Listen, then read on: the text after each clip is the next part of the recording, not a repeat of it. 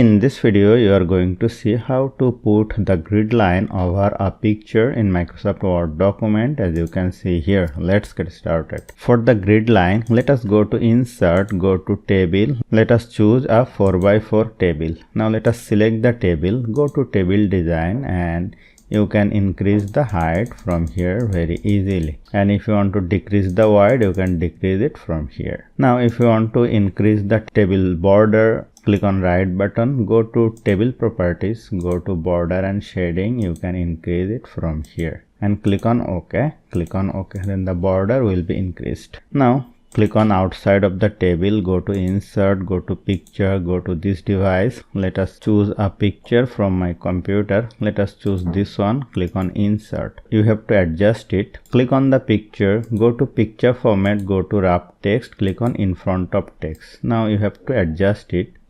You may decrease the table size or you may increase the image size. Let us increase the image size. And if you want to crop the image, click on over here, go to crop and adjust it like this. Now I have to put the image behind the table.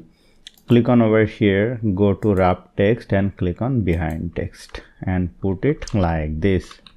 And if you want to find the difficulty to select the image, go to Home, go to Select, go to Selection pane and choose the picture, and you can increase its size. Now if you want to change the grid line color, select the table, click on right button, go to Table Properties, go to Border and Shading, and from the color you can choose the white color. Click on OK, click on OK. Then it will be looking good.